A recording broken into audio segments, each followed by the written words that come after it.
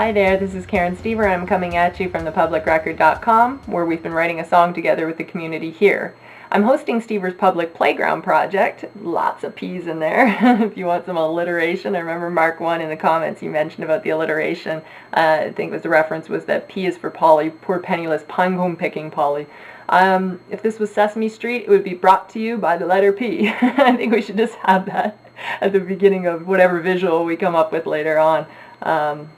So I had a couple questions. One was pertaining to songwriting, and one was pertaining to my vocal setup here. You guys had listened to the vocal online and wondered how I got that sound.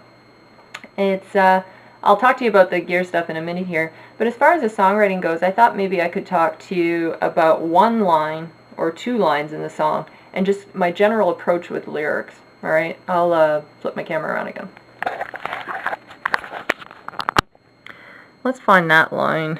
The P is for Polly, poor penniless pinecone picking Polly. I'm a real stickler for emphasis landing, or emphasis landing on the right syllable, and to quote Mike Myers. A lot of times I'll hear lyrics on the radio or just other songs that people have written, and probably my one major pet peeve with songwriting is when somebody puts the wrong emphasis on something and it's not done artistically. They just wanted to cram the word in there because they couldn't think of a better way to do it. So if I'm saying a line like that, programmed ghouls, I wouldn't go programmed ghouls, I'd go programmed ghouls. And so if you think about how you say it before you ever put it into song, and then don't change it up too much when you actually go to put it in a lyric, it's going to come off a little more believable and a little more natural, like how you would say it. So when I go, P is for Polly, poor penniless, see how the emphasis lands on penniless, and then the rest of the word drops off? I wouldn't go penniless or penniless. You know, it's like, that's how you say the word, penniless. So I'm really a stickler for stuff like that, and I like it to fit into a beat. So when I'm doing it, before I even get into a Pro Tool session, I'll tap and go, P is for Polly, poor penniless. See how it lands on a beat? P is for Polly, poor penniless. So that emphasis lands where it's supposed to. And then to me, the melody just comes really natural when I go, P is for Polly, poor penniless, pinecone picking Polly. P, see how it's got an emphasis? P is for Polly, poor penniless, pinecone picking Polly. So everything has a proper emphasis on the word, and if something doesn't land right, if I'm coming up with that programmed ghouls, and I come up with programmed spirits, and it's too many syllables in there, so if I go programmed spirits, like see how it's just way too many syllables, it doesn't hit hard, I'll change the word spirits to ghouls. So programmed ghouls, schooled to be cruel. So everything has it lands on a beat. And I think with songwriting, it might be a bit different with poetry, but with songwriting, if you can learn immediately where an emphasis is supposed to go, then if you want to break that rule later on artistically, that's cool. But if you can start off knowing that you did it for the right reason, then I think that's probably the best. So hopefully that shed a little bit of light on that. I'm here at my writing rig. I had a few requests from people to show where I do my vocals. I used to go inside a closet. The Playground Isolator record actually was done in a really hot closet where I was like throwing my headphones on the floor because I was so hot and couldn't breathe, you know. Especially, I think, Funeral Mute, I was doing that kind of screaming thing halfway through it, and I remember just wanting to pass out because it was so hot, California heat, and in my closet, you know. But I prefer it, if you can believe it, I prefer it over going into a bigger studio, because it's just not, a studio to me, a big studio with a lot of gear isn't necessarily an environment that I want to do vocals in. So, but since then, I've bought this SC reflection filter, which those guys just need to give me a whole pile of money by now because I've talked about this thing so much.